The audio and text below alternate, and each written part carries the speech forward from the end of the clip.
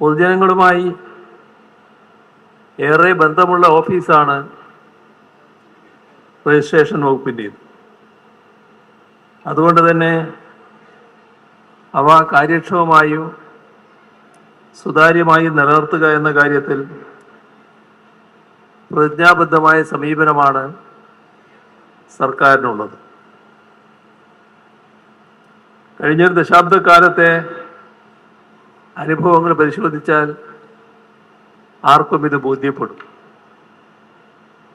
അഴിമതിയില്ലാത്ത സുതാര്യമായ ജനസൗഹൃദ ഭരണ സംവിധാനം എന്ന ലക്ഷ്യത്തിലേക്കുള്ള പ്രയാണത്തിൽ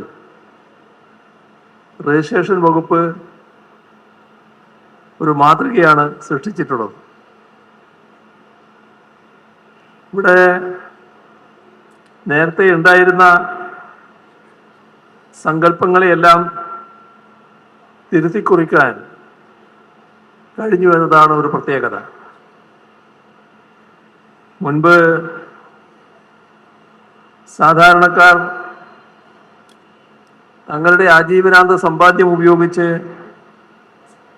അല്പം ഭൂമി വാങ്ങുമ്പോൾ അത് രജിസ്റ്റർ ചെയ്യാൻ ഓഫീസുകൾ കയറി ഇറങ്ങേണ്ടി വന്നിരുന്നു. ഇടനിലക്കാരുടെ ചൂഷണവും ഉണ്ടായിരുന്നു. നല്ലതിലെല്ലാം മാറ്റം വന്നിരിക്കുന്നു. അഴിമതിയുടെ പഴയ വേരുകൾ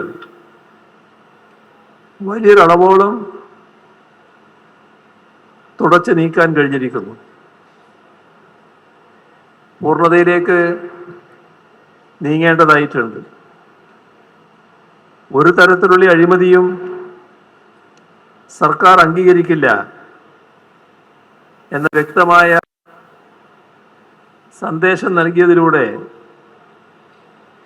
വകുപ്പിലെ സുതാര്യതയും വേഗതയും കാര്യക്ഷമതയും ഉറപ്പാക്കാൻ കഴിഞ്ഞു.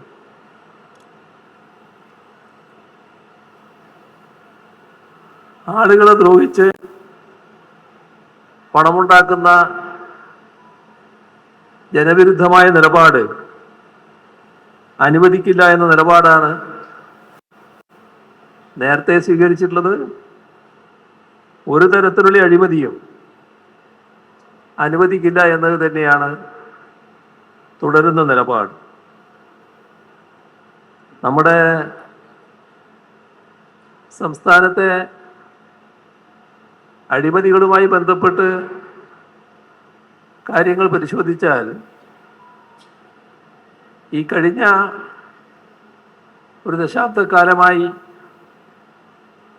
അഴിമതി വലിയ തോതിലാണ് കുറച്ചു കൊണ്ടുവരാൻ കഴിഞ്ഞിട്ടുള്ളത്. അതിലേറ്റവും പ്രധാനം എല്ലാവർക്കും അവരവരുടെ ചുമതലയുടെ ഭാഗമായി നിർവഹിക്കേണ്ട കാര്യങ്ങൾ മറ്റേതെങ്കിലും തരത്തിലുള്ള ദുസ്വാധീനത്തിൻ്റെ ഭാഗമായി നേടാൻ കഴിയില്ല എന്നുള്ളത് തന്നെയാണ്.